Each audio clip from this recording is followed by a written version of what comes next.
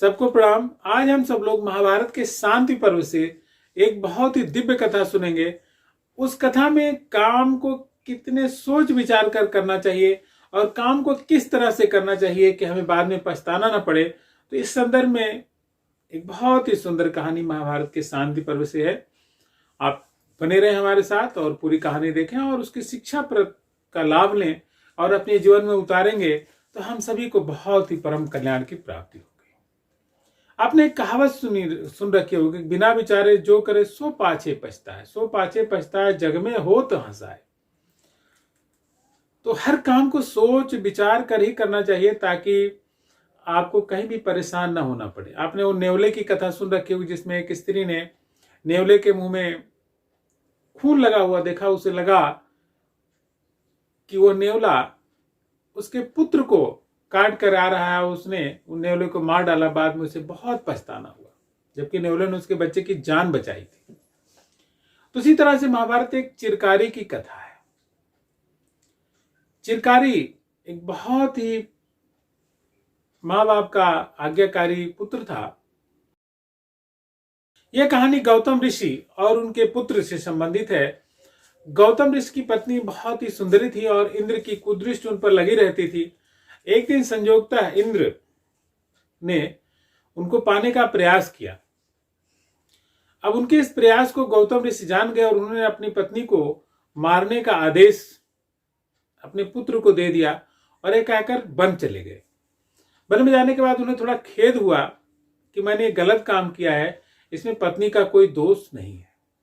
वास्तव में दोष इंद्र का है जो उनके घर आया और उनकी पत्नी तो अपने घर पर ही थी, कहीं गई भी नहीं। तो उनके इस दोष के कारण, चूंकि उन्होंने अपने पुत्र को अपनी मां को मारने का आदेश दे दिया था, लेकिन पुत्र उनका बहुत देर तक विचार करता रहा। उनके पुत्र का नाम ही चिरकारी था और वो कोई काम बहुत सोच विचार कर करता था। तो उसने सोचा कि माँ जो हम सबको जन्म देती है बहुत महान है, पिता भी बहुत सारे गुणों के कारण महान है, लेकिन माँ का स्थान पिता से भी ऊंचा है और सभी प्राणी अपने माँ से स्नेह करते हैं। तो फिर माँ को मारने का विचार ही एक प्रकार से उसके मन में नहीं आना चाहिए। तो ऐसा बहुत सारी चीजें सोच करके हुआ वो करता रहा। और उधर जब वन में गौतम जी गए तो उन्हें बड़ी ग्लानि हुई कि उन्होंने अपनी पत्नी को ही मारने का आदेश दे दिया है और वास्तव में नहीं करना चाहिए था। तो उन्होंने मन ही मन प्रार्थना किया भगवान से कि मेरा बेटा जो है बहुत सोच विचार कर काम करता है, इसलिए उसका नाम चिरकारी है। तो क्यों ना फिर वो सोच विचार ही करता रहे और अभी किसी निश्चय पर न पहुंचे। तो जब वो घर गए तो देखे कि उनका बेटा वास्तव में अभी खड़ा है और हथियार लिया हुआ है। तो चूंकि चिरकारी ने उनके आदेश का पालन नहीं किया था, इसलिए वो अपने पिता के चरणों में गिर पड़ा और उसने पिता को प्रसन्न करने का प्रयास किया। लेकिन गौतम ने कहा कि बेटा तूने बहुत अच्छा काम किया है। जो लोग सोच विचार कर काम नहीं करते हैं उन्हें भविष्य में पछताना पड़ता है। तो हम सब लोग अपने जीवन में देखें दूसरे की भावनाओं को कि वास्तव में उसकी भावनाएं क्या है, तभी निर्णय ले। अगर अनावश्यक गलत आक्षेप करके कोई काम करते हैं और ये सोच लेते हैं कि वास्तव में उसकी भावनाएं गलत हैं, तो फिर बाद में हमें पछताना पड़ता है।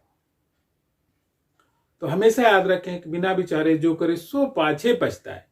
विचार करके ही, गुण दोष को जान करके, उसके बारे में पूरी तरह समझ करके केवल भावनाओं और कल्पनाओं पर कोई निर्णय नहीं लेना चाहिए। तो मुझे पक्का विश्वास है कि आज से आप लोग भी भावनाओं और कल्पनाओं पर निर्णय नहीं लेंगे, निर्णय हमेशा सोच विचार कर लेंगे।